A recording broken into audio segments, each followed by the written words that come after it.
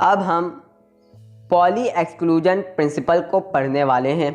इस प्रिंसिपल को 1925 में वुल्फगैंग पॉली ने प्रेजेंट किया था और ये प्रिंसिपल एक्सपेरिमेंटल ऑब्जर्वेशन के बुनियाद पर दिया गया था। और पॉली का ये प्रिंसिपल कहता है कि किसी भी एटम के एक ऑर्बिटल में जो 2 इलेक्ट्रॉन मौजूद होते हैं, इसमें इन दोनों इलेक्ट्रॉन की चारों क्वांटम नंबर एक जैसी नहीं हो सकती। कम से कम एक क्वांटम नंबर इन सबसे अलग होगा।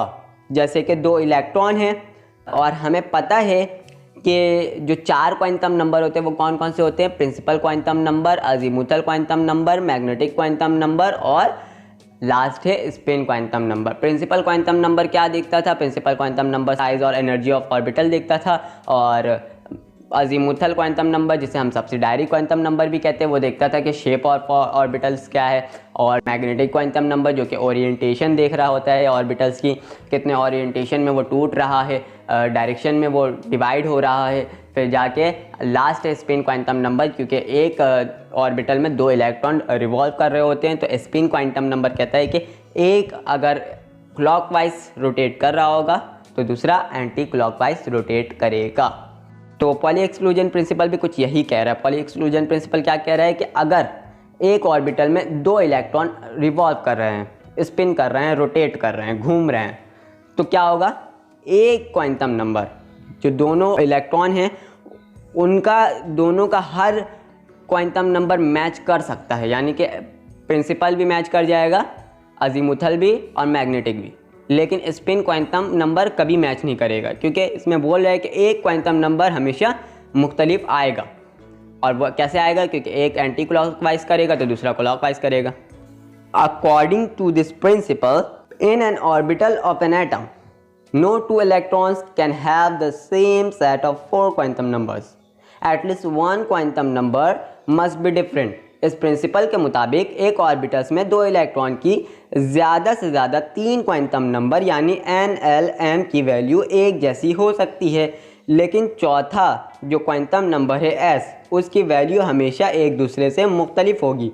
s जो है वो स्पिनिंग क्वांटम नंबर होता है, जो कहता है कि अगर एक इलेक्ट्रॉन क्लॉकवाइज घूम रहा है तो इस ऑर्बिटल का दूसरा इलेक्ट्रॉन एंटी क्लॉकवाइज घूमेगा।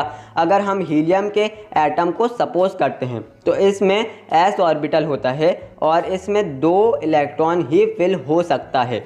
पहले इलेक्ट्रॉन के लिए जो क्वांटम नंबर होगा वो n के लिए 1, l के लिए 0 और m के लिए भी 0 होगा। क्योंकि हम s ऑर्बिटल में इलेक्ट्रॉन को फिल कर रहे हैं तो पहले और दूसरे इलेक्ट्रॉन दोनों के लिए n, l, m की वैल्यू एक जैसी होगी। और जो चौथा स्पिनिंग क्वांटम नंबर है s, तो पहले इलेक्ट्रॉन के लिए +1/2 और दूसरे के लिए -1/2, जिसका मतलब है कि पहला इलेक्ट्रॉन एंटी क्लॉकवाइज स्पिन कर रहा है जबकि दूसरा इलेक्ट्रॉन क्लॉकवाइज रोटेट कर रहा है। दोनों में से कोई भी इलेक्ट्रॉन क्लॉकवाइज या एंटी क्लॉकवाइज रोटेट कर सकता है। यानी कि कोई रिस्ट्रिक्शन नहीं है कि आप पहले इलेक्ट्रॉन को एंटी क्लॉकवाइज घुमा दें, दूसरे इलेक्ट्रॉन को क्लॉकवाइज घुमाएं।